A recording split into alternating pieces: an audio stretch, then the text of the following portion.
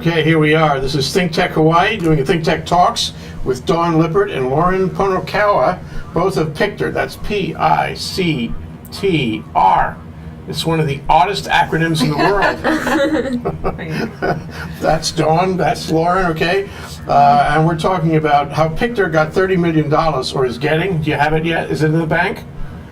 Is getting. Coming. $30 million for energy startups and development here in Hawaii. That's great to have.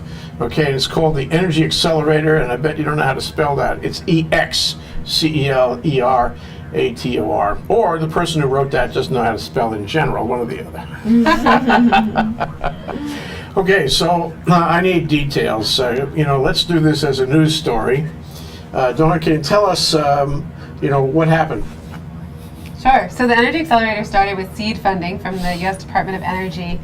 And the idea was really to fund startups who are helping solve energy problems in Hawaii. In Hawaii, we have really unique energy situation and therefore unique energy problems, such as the need to integrate lots of solar and wind on our island grids. How do you actually do that, and what new technologies and innovation can help you?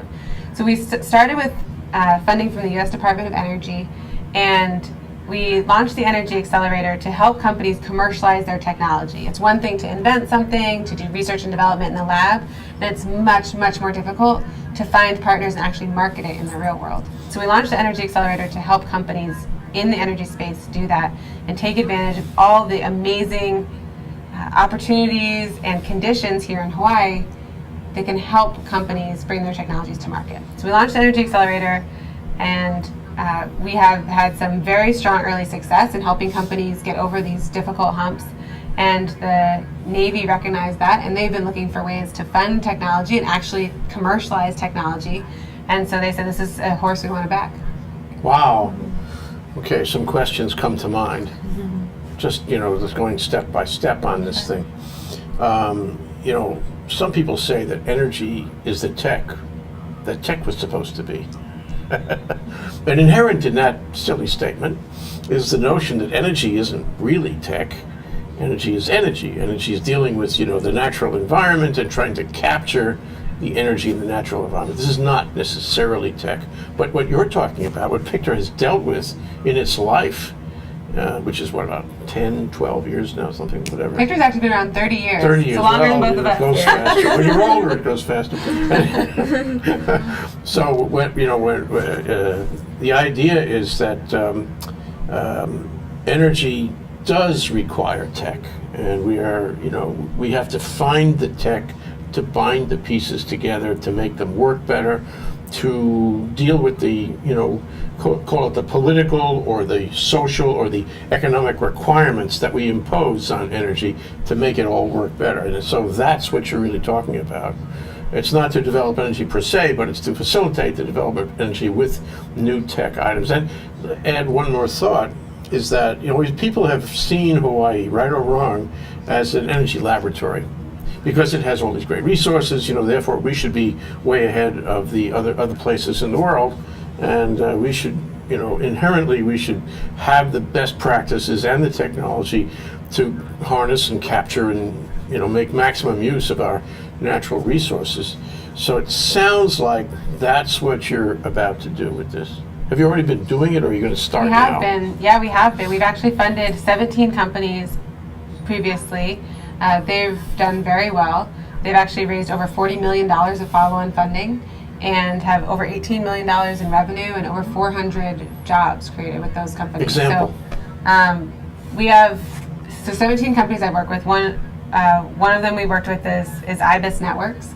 They're a company that actually spun out of Oceanit, and they make a smart socket that enables you to plug any of these lights or any devices, your cell phone, your coffee maker, your vending machine, into a device, and then remotely monitor it, and then turn it on and off remotely. So you can set it on timers, you can save an enormous amount of energy, because your copier and your coffee maker are using lots of energy all night long when nobody's even in the office. So it's that little red light that you actually turn off at night. Yeah, and you can even just set it on a timer and say, we usually don't use the copier after 8 p.m. in this office, so we're just going to turn it off. So it saves a lot of money, and they've developed a business model where they can put these in with no upfront cost to the customer, and they just share savings for a couple of years with the customer. Okay, so you've already been doing this.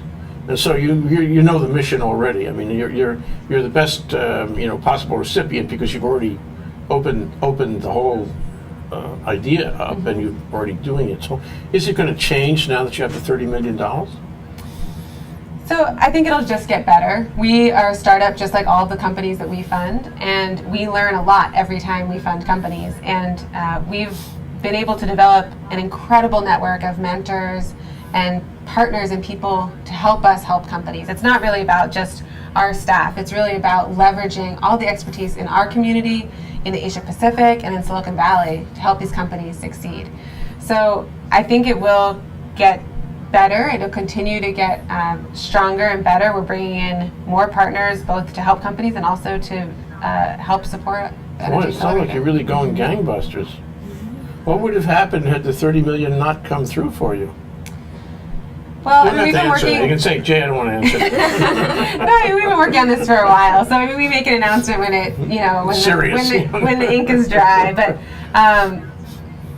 as people who run a nonprofit, we think there's value there to what we're doing, and if there is value, we want people to continue to fund it and see value and get value from it. And if not, we'll do something else to make sure that we're creating value in this community. Okay. Any of your companies actually deployed in the grid business? In the smart grid business? Yeah, multiple. Multiple. Oh, can you talk about one or two of them? Sure. So let's see. We can talk about a couple different ones. One of them is Referentia Systems, and they've developed a technology that helps you visualize the electricity grid to better integrate renewable energy, but also all kinds of energy technologies. When you think about a smart grid really means the digitization of a grid, right? So you are moving from this analog system to a system where you have communications across your grid, your transmission distribution system with everything that's going on. And so one of the enormous challenges in a smart grid is actually understanding and managing that data and making it helpful for the utility operators. And that's what the referential system does. Is there any others that? Yeah, we have another company called Gen X Energy Development, and they're actually from Maui. And they've developed this box, what they call SkyGrid, and it's actually a renewable microgrid. So you're able to integrate the renewable resources, it goes into the box, and they're able to push out power either to pump water or use energy for agriculture. And so it's actually a renewable off-grid microgrid, yeah. So you put all the renewables in it, and then it goes anywhere you want it to go. Mm-hmm. It's like, but why don't you just connect the wires?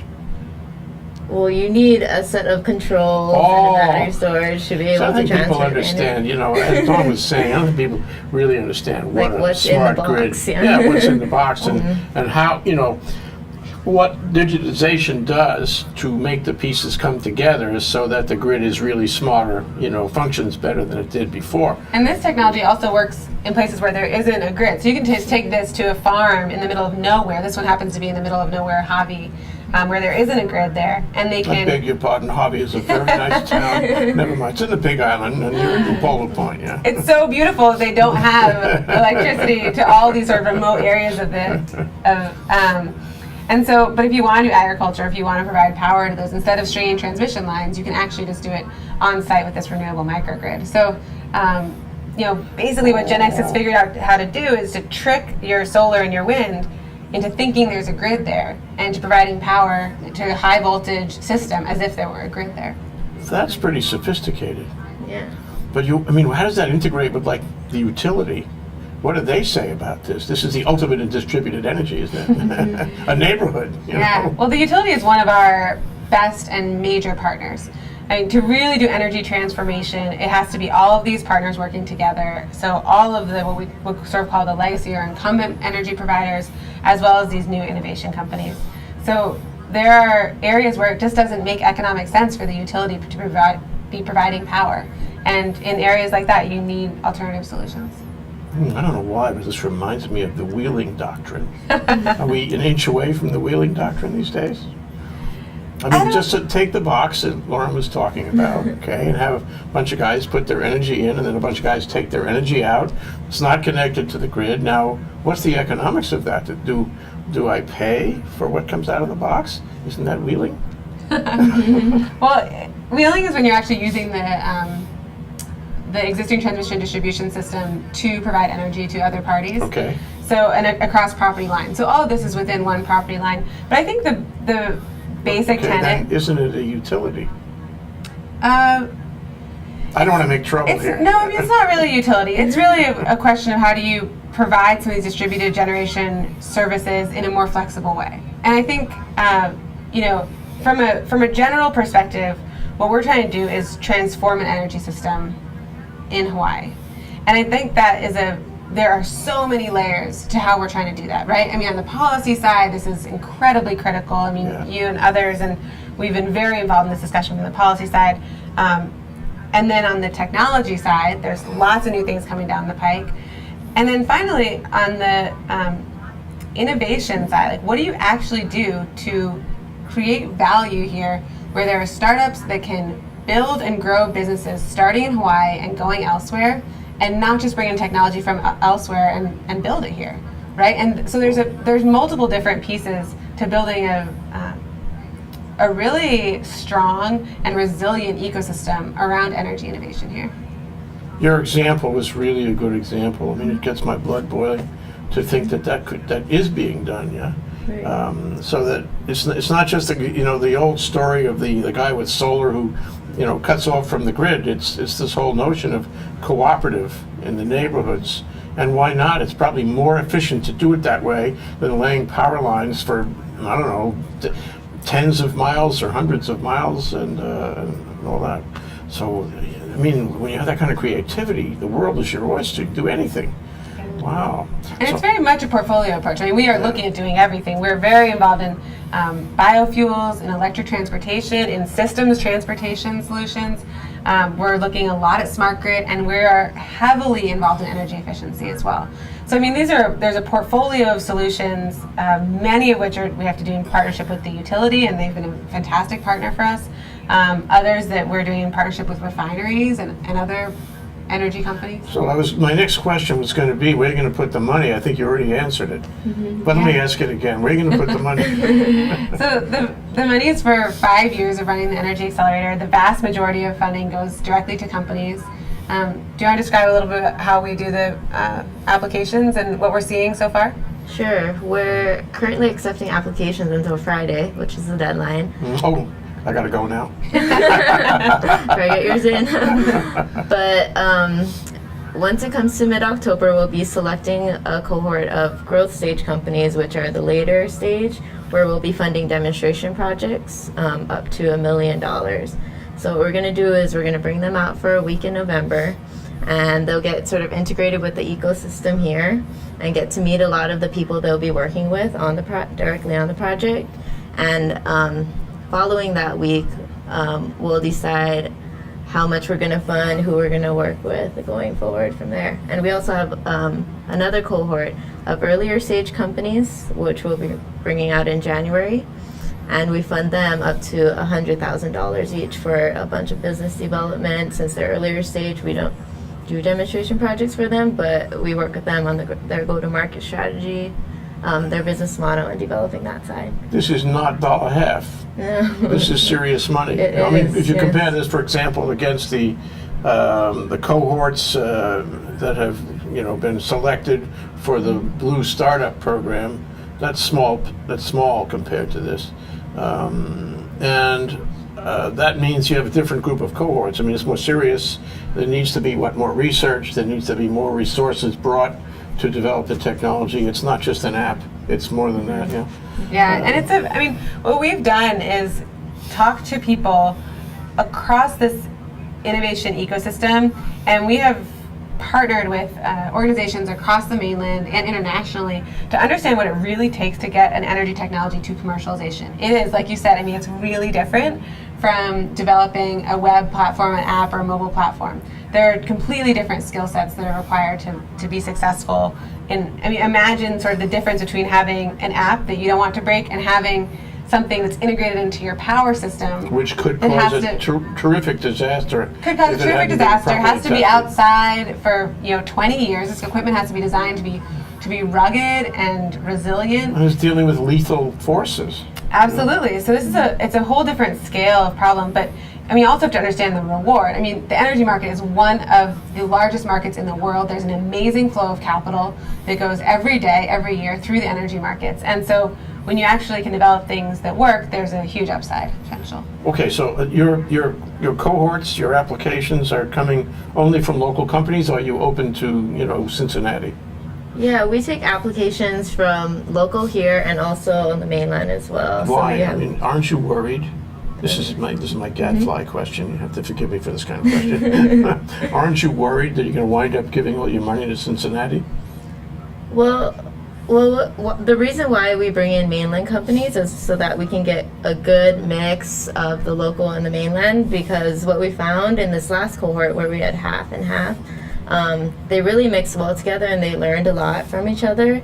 The Hawaii companies, which are mostly grant funded, and the mainland companies, which are mostly private equity backed, Venture capital, yeah. and they really got to learn a lot about their backgrounds from each other, like how they can work together. And They talk to each other? yes, they do. Can you encourage them to do that? Yeah, they Do they actually give away secrets? Well, the way we chose the companies, none of them were really directly in competition with each other, so they were able to collaborate on a bunch of things. Yeah. So And you what have to realize too that, I mean, these are people who are, the reason you're in an energy startup is because you want to change the world. I mean, if you want to get rich, you're probably in social media or something. You heard something that else, here right? on ThinkTech. The people in energy startups want to change the world. Sounds like it's a True. universal truth. From our experience, it is. I mean, there are other things you could be doing. These people are incredibly talented. They have very strong networks, and there's a lot of things they could be doing. So they're doing this because they really care, and that's why we're doing it too. And the thing about bringing in other companies also is that ultimately success in any market comes down to relationships, and it's very, very difficult to succeed in an energy company by only being in Hawaii. You have to go beyond. So in order to do that, we actually have to develop relationships that are beyond Hawaii. And we found the best way to do that and to build like really meaningful, lasting bridges is by bringing in cohorts with a wide array of networks and experience. And you know what? Some of our cohorts even have invested in each other. Their companies have invested in each other. I mean, they're helping each other. They're working together toward a common goal. And this is like sort of the kind of like real network density and bridge building that we found is necessary to actually succeed. Yeah. Oh, well, that's really fabulous. It reminds me, short story, of the New Fitzsimmons. You know about that? This New Fitzsimmons was a kind of Tripler-esque looking hospital in Colorado and Denver. And the Department of Commerce bought the place and tried to make it into a pharma research area. And a guy named Robert Olson, who appeared on ThinkTech a number of times because he traveled here a lot,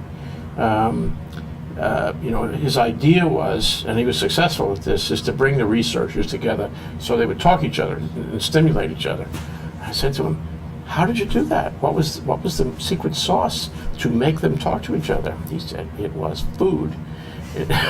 We had breakfast, we had lunch, we brought them together to have meals and present to each other, and they loved it. And as a result, the word got out around the country. If you want to do research in pharma, come to New Fitzsimmons because you'll meet people, who will exchange ideas with you. It's the same thing, isn't it? Yeah. We found food to be very effective also. We fed our companies well. Okay, so so you're going to get all these applications in on Friday. This Friday, let's see, that's the 27th. It is. And then you can make some selections. And we're going to take a short break now so we can consider running down there and filling an application form out. But we'll be right back. This is ThinkTech Talks. We're talking with Dawn Lippert and Lauren Tonokawa. We're talking about Pictor and how it got $30 million for energy startups. And it's not the first time. We'll be right back after this break. Aloha, my name is Dan Bauer and I'm the General Manager of the Plaza Club. The Plaza Club is Honolulu's premier business club. We're located in the heart of the financial district on historic Fort Street Mall. On the 20th and 21st floors atop the Pioneer Plaza, our commanding skyline views, along with our award-winning cuisine and service, are known as the place to do business downtown. We offer professional as well as social events and programs to our members and their guests, all tailored to enrich their professional and personal lives and to give them the cutting edge that they deserve in business. Why don't you consider becoming a member of the club? Call me at 531-7788 or come see me and let's talk business and how the Plaza Club can work for you. Again, my name is Dan Bauer. I'm the general manager of the club, and I'm here for you. Okay, we're back. We're live. We're ThinkTech. And I spoke erroneously. Lauren's last name is Tonokawa. Yes. My bad. We'll fix it. And Dawn Lippert, both of PICTR, which stands for... Pacific International Center for High Technology Research. Everybody knows that. This rolls off the tongue. So, Lauren, how did you go out? You're doing communications. So how did you go out and make sure the community knew that you had the money, knew that you were taking the applications, and knew what was expected of them if they wanted a piece of it? Yeah, well, we actually work with a bunch of great partners, and one of them really helped us get integrated with the press piece, and she had a bunch of personal contacts, and that's how we address the press. And after that, to leverage that amount of press, we did a lot of the legwork on our own. And so we reached out to a bunch of organizations that we usually work with and asked them to spread the word for us, to let their startups or anybody know about this great opportunity we have here for them. Other organizations include accelerators across the US mainland, as well as other clean tech organizations, the national labs, and a bunch of people within our mentor network, as well as investors and the other startup communities that we work with. And another piece that we're also doing, and it's actually, there's a conference coming up, South by Southwest Equal, which we'll be attending on October 7th. Is that in Austin also? Yep, that's in Okay. Austin. So we'll be there Everything's in early Austin these October. days. We have to make it here in Honolulu. I know, we need a little startup conference here. Yeah, but we'll be attending that the second week of October, October 7th, and Dawn will be hosting a session about Can we our come? accelerator. Of course. Okay, thanks. Just asking. Yeah, so we'll be there. We also like to do a bunch of outreach through those types of channels, conferences. So we were at the Asia Pacific conference earlier this month, and you'll probably see us at a few more. Great, okay. And you also have to remember that for angels and venture capitalists, we're sort of like their dream come true. What they really want for their companies is to find the two things that we offer. Money and mentor. Did I get that right? Basically, but we call it funding and strategic relationships. Okay. So what you really want to do if you're a startup and you're looking for your market, you're kind of like filtering out all these different markets, right? There are so many dimensions to any market. So it's the relationships you have, it's the policy that's in place, it's the price, it's the infrastructure, there's the workforce, there's all these different dimensions to a market. So what we want to do is explain to startups why Hawaii is the top of this pyramid, why it's the best market.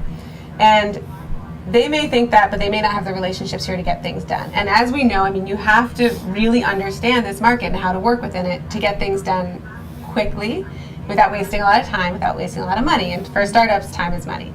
So what we've done is developed our program to help provide what we call those strategic relationships. So you want to do a really interesting demand response technology here. We know exactly who you should talk to and how to get it going. And then the second piece is funding, right? And so we actually fund the projects, and investors like nothing more than non-dilutive funding from these various sources. So our funding is structured as a grant, although we do ask for equity from companies to be contributed back into our nonprofit so that when they succeed, payback. the nonprofit succeeds. Yeah. Do you take a piece of it? So we take a very small piece. Most accelerators usually take between 5 and 7%. We ask for 1% from companies. Oh, it's really nominal then. It's really nominal, but I think it's really important for us. It's important for us to be aligned with companies so that when they succeed, again, they're giving back to the ecosystem. Yeah. We're not in it for the profit, but we do want there to be a sense that that they're paying it forward to those who come after them. Yeah. Well, just to go back to that whole notion of Hawaii being a laboratory, it's got to be more than a research laboratory. It's got to be a business laboratory too, a tech business, tech startup, successful tech startup laboratory. So, all you really need to do in the energy sphere is to hit one. I guess you haven't hit that one, the one you really like yet, the one that goes public or something. Did you ever see Russell Cheng's LiDAR? You see that? Yeah. You know the status of that? Is that still happening? Oceanet was working on that. And it was, as I recall, correct me if I'm wrong, but it would be able to tell very quickly using laser technology where exactly the wind was coming from to site windmills. Instead of a year of tests, a few weeks, and you would know enough to site the windmill, something like that. Yeah, and I think it was also a wind forecasting technology so that you could have better visibility for utility operators in terms of the wind that was coming down the pike, so that they could know before it actually showed up in terms of energy output from the wind turbines, whether they need to turn other generators off or on, or how much to expect. Yeah. So I thought that was really a terrific idea, and I said, well, wind companies anywhere in the world might be interested in that. So it's one of those export of IP kind of things, where you could have somebody else manufacture it, but it was designed here, and thus we become the laboratory that sells, and they come from everywhere to find out what we're doing. I know you want that too. Definitely, and we've been at this 4 years. I guess we funded our first company 3 years ago. So I think it'll take a little bit of time, but so far the early results are very strong from our companies. And time will tell where some of them go in the next few months here. Yeah. So let me clarify one thing. Nobody else is doing this in Hawaii, right? Is there anybody else doing this? For example, there was the hydrogen fund, $10 million. It became a political football a few years ago. There was already an investigation in the Senate, state Senate, and I don't think it went anywhere after that because there was nothing to invest in. There were no hydrogen companies to invest in. Although, actually, if we sat here and brainstormed, we could probably think of some ideas that are worthy of research, but it didn't go anywhere. And so I can't think of anybody else that's specifically dedicated to, funding research in tech in Hawaii. Am I right? There are others that are funding research, and I think that's research in energy. I think that's a really important distinction, though. The Hawaii Natural Energy Institute does a fantastic job funding a lot of demonstration projects and research. The University of Hawaii has been doing a lot in research through the School of Engineering and others. But there's sort of a distinction. What we're really looking to do is fund companies who are taking that research into the market, and to help them do that. Yeah. And I think that's the infrastructure that in a lot of ways hasn't really been built up in the past. So when you fund a lot of companies who are developing really fascinating technologies, but don't necessarily have the infrastructure around them to help them go to market, we haven't seen a lot of traction there. Yeah, but it sounds like you will. The only problem is, though, and I'm sure you think about this all the time, is that it's a moving target. You could, for example, we're doing this program this Thursday. I hope you're coming. Solar in Hawaii. It's going to be very interesting because the discussion will be cutting edge, I'm sure. I can assure you of that. It always is there. But the thing is that solar now is more than it was. Solar is more exciting. Solar is more popular. Solar has many more wrinkles to it than it used to have. And everybody seems to agree that in terms of incorporating it into the grid, it's worth. And Joe Saturnia, Island Pacific Energy, has this, this box that actually does 3 days of solar backup storage. That's fantastic. This could just it's I don't know if it's disruptive, but it's certainly appealing. And so there's things happening in solar that you would not have anticipated a couple of years ago. It was just a bunch of installer guys on the roof. Now it's technology. And so what I'm saying is it's a moving target. It changes. So you could put all your, $30 million or part of it anyway on a given technology and find out that it's overtaken by events 6 months later. How do you deal with that? Do you sleep at night? What? It's really a portfolio approach. So we're looking at technologies across a spectrum, across clean energy, and things change really quickly. But that's why your number one goal is to fund great management teams, because great management teams will pivot to where the market's going. And you encourage them to do that. You encourage them to stay nimble. In other words, if they start on one project and the world changes, it's okay that they go to another project. Absolutely. And often the core innovation will be applicable to many different kinds of things. So our goal is to really fund and enable entrepreneurs that have really innovative and scalable ideas, and they can really execute on them. And it's actually a smaller pool than you would necessarily think that have that, but we have a fantastic due diligence team. We have experts from across the country and Hawaii that help us vet technologies and teams, and we have a lot of confidence in their ability to execute. So, we're looking at things in smart grid that are extremely exciting, things that help balance demand and supply in innovative and really groundbreaking ways that can help Hawaii. We're looking at things in bioenergy that can help plug pieces of the supply chain that need help but have a very strong business case behind them.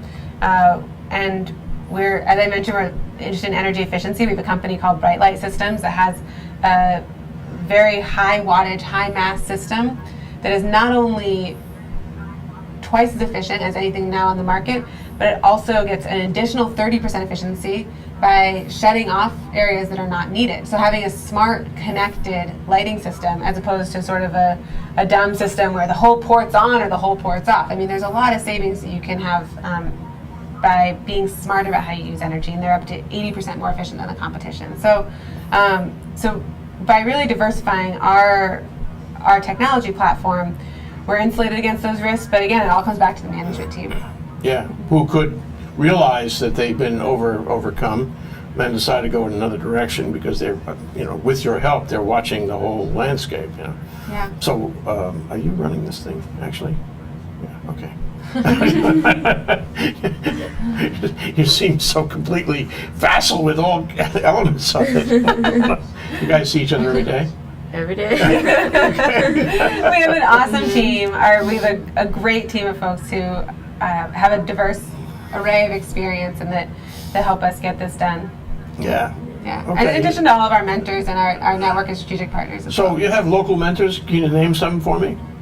Sure. So Shanoa Farnsworth from Blue Star Ops is one of Sure. our mentors. Sure. We also, wish I had our little sheet in front of me. Bei Ling is another one of our mentors from Okay, High right. Beam. So it's really important with the connection there to Asia. We also have mentors from the Asia Pacific. So we have Hitachi and Chevron Technology Ventures. Darren Kimura is one of our mentors also, who's a local very good, yeah. entrepreneur, very talented.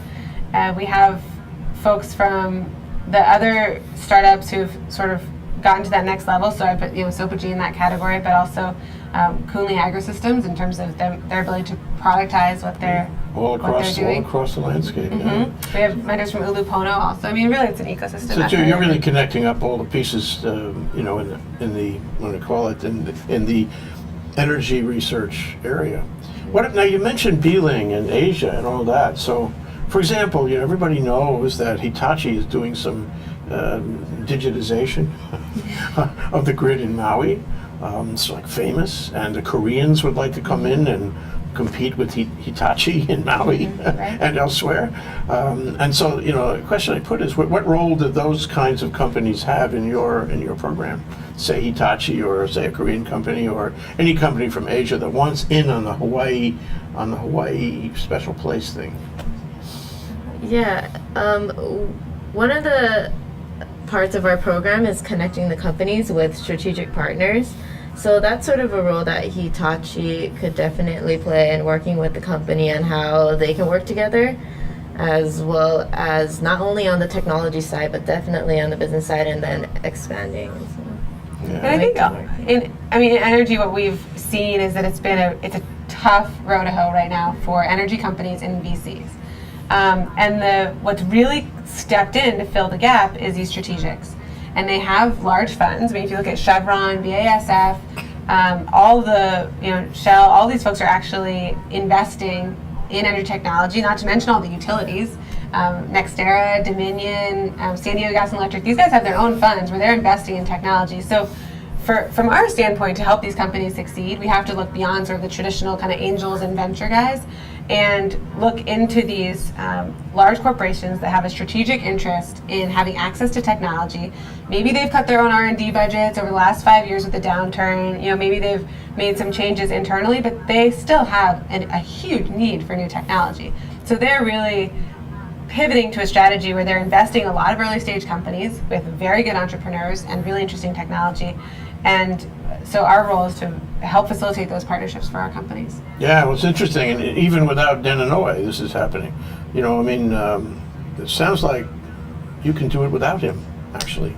Well, Senator Inouye provided the seed funding for our project and has been, I mean, that funding has absolutely been critical to establishing that That's what you got started on. we got started on that funding from the U.S. Department of Energy. Yeah. And I mean, I think it takes visionaries like him to say, okay, look guys, we have the Hawaii Clean Energy Initiative.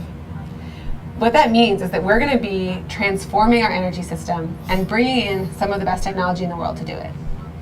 But what are we doing about actually creating some of that technology here at home? And it takes someone with his vision and experience to say, we need to put some effort and some attention, some focus there, and to create this program in the first place with funding from the U.S. Department of Energy. And then our role is to execute really well on that and to show that there's a need there and there's value there, and then to grow the program from there. You know, it's incredible. I mean, you know, we talk so much about public policy, and we talk, you know, about the mix and the IRP and plan, such as it is, and we talk about the relationship of the PUC and the legislature and the consumer protector and advocate rather, and all of these things. Who did I miss? And DBED, and you know, there's a lot of moving parts in there. But you are in the you're in the middle of all of that somehow, and you've got to be concerned with all of it. So I wonder exactly how you see your role vis-a-vis all these agencies and commissions and things, supposedly setting policy. Well, I mean, you really can't do it without them. Those are the institutions in our state that set the direction and that set the rules by which all these startups and everybody plays. And energy in particular, again, this is where it's really different from software and apps and other things. Energy operates in this really interesting public-private space where it is defined by a lot of the regulations and the public policy that's been built around it. So in order to actually succeed with innovation, we have to be on the front lines of policy that is progressive enough to accommodate that innovation. You mean making the policy or recognizing the policy, or both? It's really both. It's really our ability to communicate what startups need to bring innovation here, which can help solve our problems. I mean, sort of the worst case scenario is being in a state where we have lots of energy problems and then our public policy is too rigid to accommodate the solutions that could come in to solve it.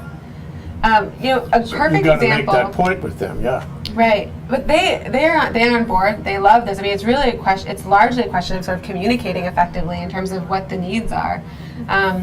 But a perfect example is demand response. I mean, we talk a lot about demand response which is basically the utility's ability to, when demand goes up. So let's say everyone gets home and turns on their air conditioners and their stoves and starts making dinner and turns on their microwaves. So demand goes up.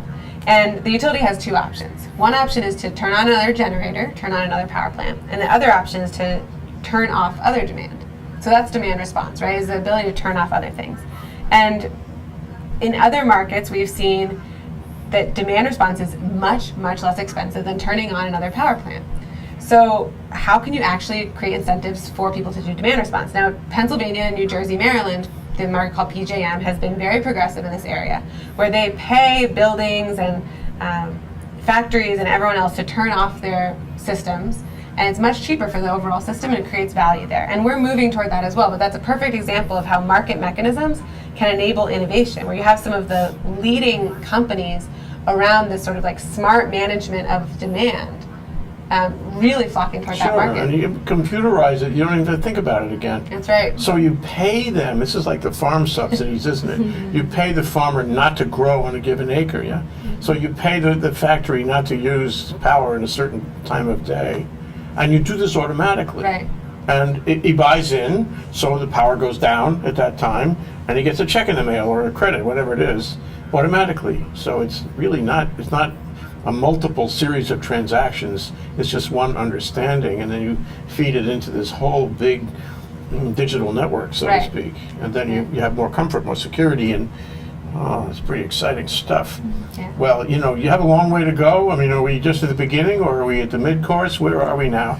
And when are we going to get to where we want to go? And what does it look like there? This is a multiple compound question. It is. Well, I'll address the first part. So, we sort of switched our model at the beginning of this year to the Energy Accelerator. Before we had funded demonstration projects, and now we're also funding the earlier stage companies on the business side. So this Energy Accelerator, the name is sort of pretty young, but we've actually been doing this for a few years now. So with the Energy Accelerator, sort of in the beginning phase, and we're looking to go forward. Okay. Well, how do you see this evolving? I mean, I know, you know, if I said, give me a picture 20 years from now, that would be impossible. That would be unfair anyway, if not impossible. But give me a picture like 5 years from now. You got to be thinking in that horizon. So what does it look like? What does it look like for Pictor? What does it look like for this program? You know, continued funding, continued mentoring, and you know, networking and granting, all that.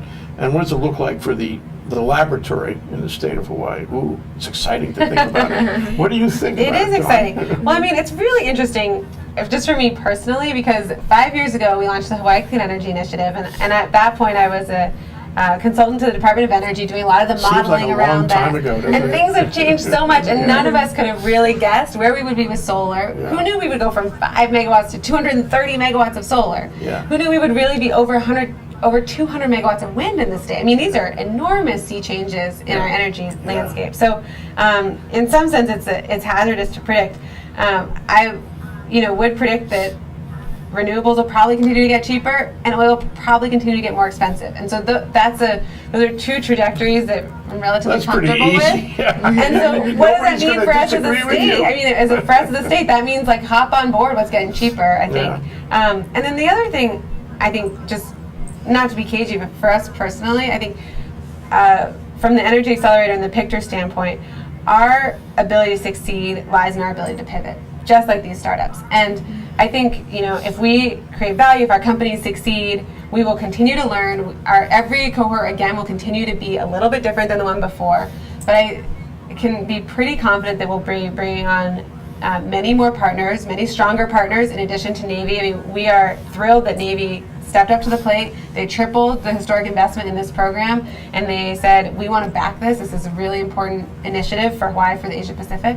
But we're not stopping there. We're using that momentum to bring in other partners, and we are really committed to working with folks across the ecosystem, and we invite anybody to come talk to us about how they can partner. Wow. Okay. How do they find you? What's your website? I'm sure it's a great website. Actually, now that you mentioned website, we'll be launching our new website when we go to South by Southwest Eco, so the beginning of October. And the website is energyaccelerator.com, and that's EXCEL. How could we forget? But you can also always find us on Twitter, which is also easy, which is @energy_excel. And on Facebook, sort of for our community as well.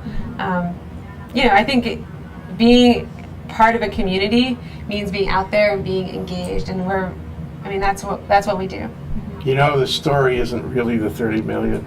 It's much more than that. It's what you guys are doing and the vision you have, and how you're bringing things together and making a community of people who will fill the laboratory, fill the container, make Hawaii great. It's coming soon. That's my prediction. I think our adage and our complete belief is that the community is really about its people, and place is about its people. And this is really unique to the U.S. to take a place-based approach to innovation. When you actually think about what that means, that's not just about launching a bunch of companies that are doing interesting things all over the place. It's about launching companies that work in a system, in a place. And it's a really exciting idea, and I think it's one that people can really get behind. You guys are in a great spot, in a great place. I want your jobs, both of you. Anyway, Well, we actually are hiring, so spread that word. they're hiring. Look at Looking for one more. the Energy Accelerator. Exactly, our website. Okay, Don Lippert of Pictor and Lauren Tonokawa, Tonokawa. We got your number now. They're talking about Pictor gets $30 million for energy, but also Pictor's vision in general, which touches me, should touch all of us, okay? This is ThinkTech Talks. Thank you very much for watching. Thank you, ladies, for being here. Thanks so much. Thank you. We'll do it again, okay? We're going to follow what you're doing. Aloha, everyone.